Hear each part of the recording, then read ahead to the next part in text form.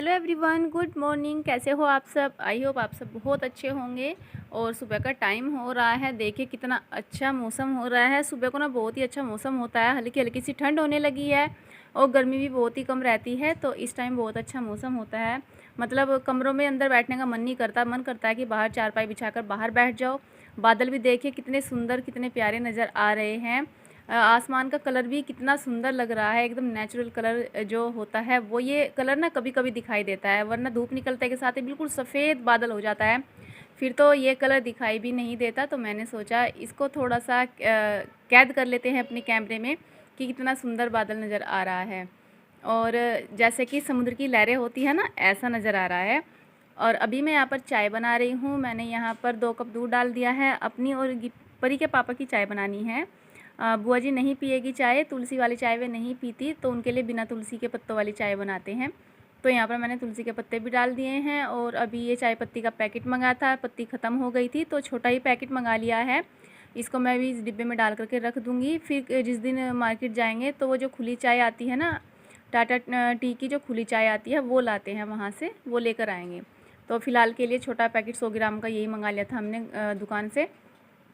बस हम दोनों की चाय बनकर तैयार हो जाएगी। फिर बच्चों के लिए दूध भी बनाना है, इसी फ्राई पैन में फिर मैं बच्चों के लिए दूध बना दूँगी, क्योंकि अगर पहले दूध बनाती हूँ ना और फिर बाद में चाय तो फ्राई पैन जल जाता है, फिर उसको साफ़ करना मुश्किल हो जाता है। और इस बार पता है जो स्टील वाला जूना आता है बर्तन साफ़ करने का, मैंने 4 से 5 स्टील के जूने मंगा दिए हैं, लेकिन सभी 2 दिन में टूट कर ख़राब हो जाते हैं क्योंकि वो बेकार आते हैं।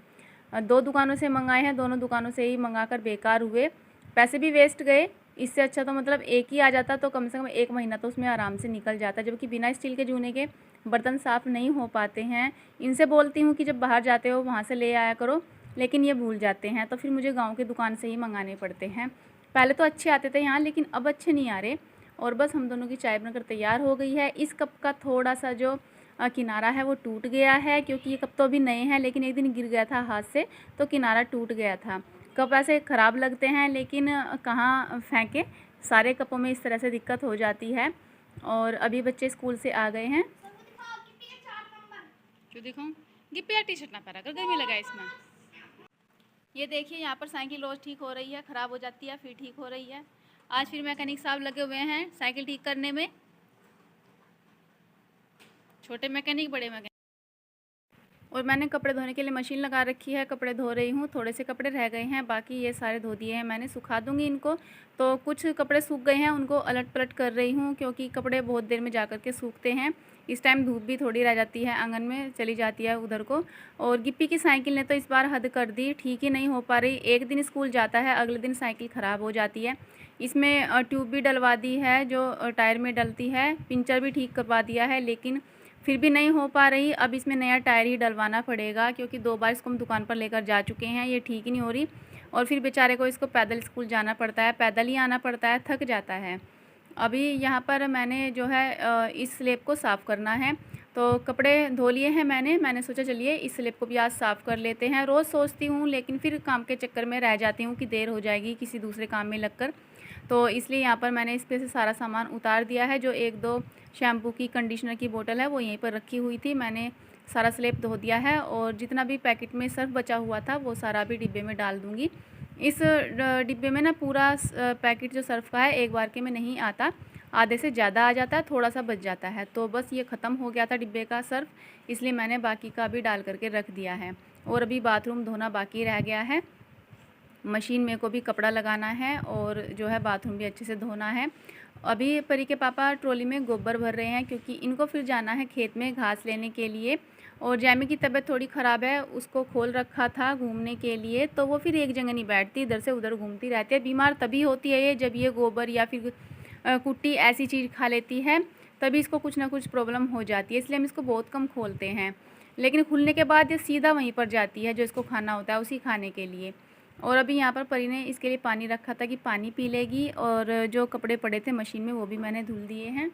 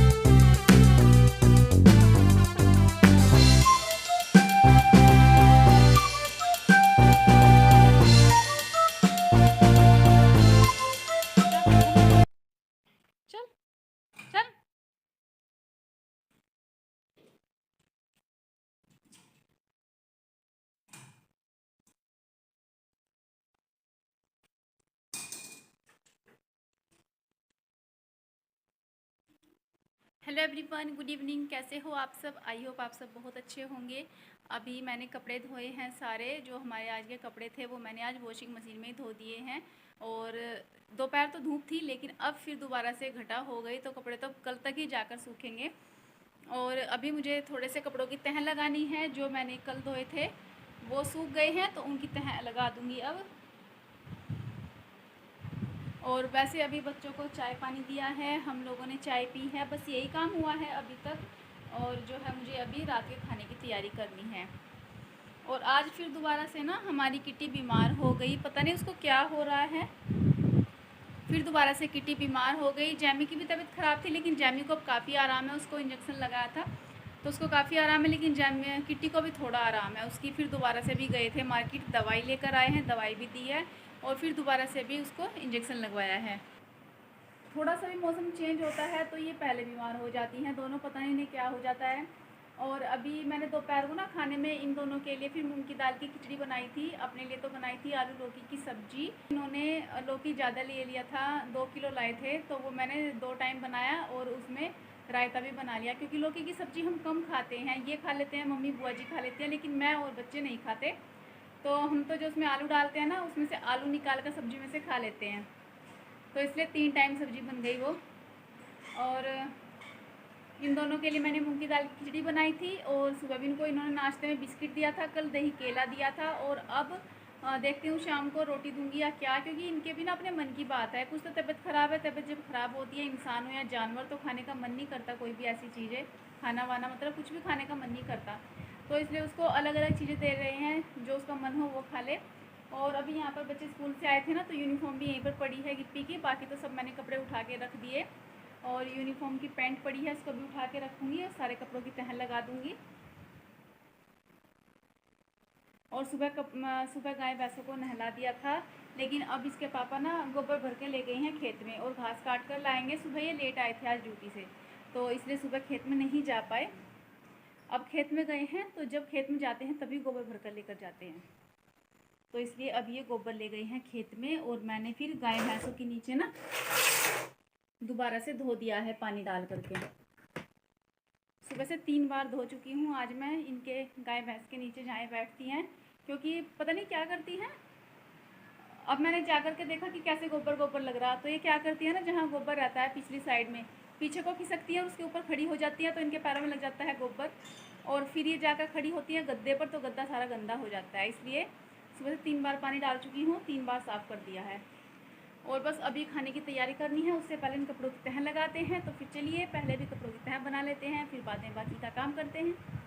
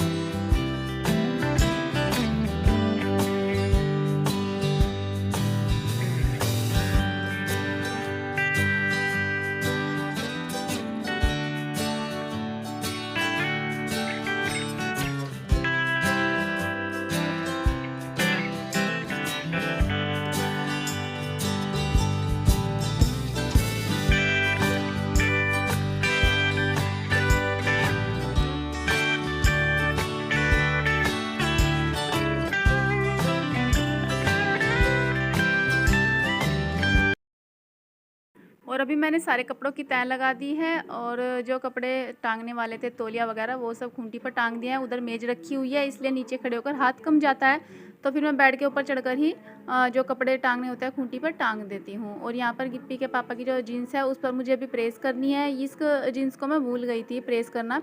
ये अलमारी में रखी हुई है बहुत दिनों से, तो आज मैंने इनके अलमारी में कपड़े लगाए शेप में, तब ढूंढ रही थी कि इनकी एक जीन्स हो रहा है वो कहाँ गई।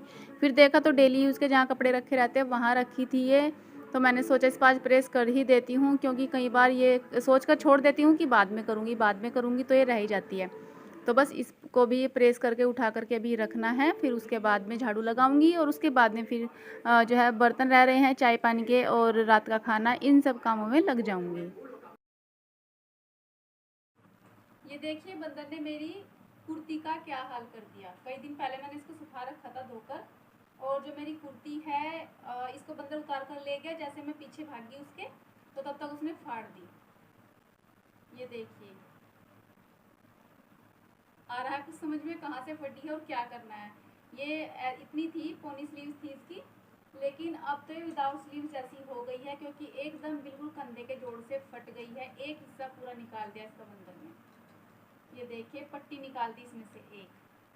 अब मैं सोच रही हूँ इसकी जो ये दूसरे वाली स्लीव्स है इसको आधा काट करके और 4-4 इंच की बन जाएगी, दोनों आस्तीन बना लो। बस कोद्दे का थोड़ा सा हो जाएगा, कोद्दा छोटा हो सकता है तो उसमें फिर जोड़ देना पड़ेगा, लेकिन फिर भी पूरी तो सही पड़ी है। एक स्लीव्स के लिए ख़राब हो जाएगी फिर, तो इसलिए मैंने सोचा देखती हूँ उसका क्या होता है। इतनी अच्छी कुर्ती थी, मैंने 2-3 बार पहनी होगी। कहते हैं ना अच्छे कपड़े को या अच्छा इंसान हो कोई भी हो नज़र बहुत जल्दी लगती है। तो जब ये कुर्ती मैंने पहनी मुझे बहुत सुंदर लगी थी, तो इसलिए फिर इसको नज़र लग गई।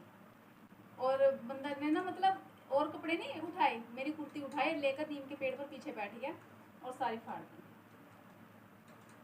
अब बताओ इसका क्या करूँ, पूरी फटी। ये देखिए इसमें अगर ऐसे हाथ डाल के दिखाऊं ना, ये देखिए पूरी निकल गई। तो अब ऐसा करती हूँ कि दूसरी स्लीव्स जो है उसको आधी काटूंगी और इधर लगाऊंगी, तब जा करके सूट पहनने के लायक होगा। और अब मैं चलती हूँ, सबसे पहला यही काम करना है, उसके बाद बाकी का काम करूँगी। प्रेस के लिए भी 2 कपड़े रह गए हैं, एक तो बुआ जी की धोती और कुर्ता रह गया, और एक गिप्पी का निक्कर और टी शर्ट रह गई है।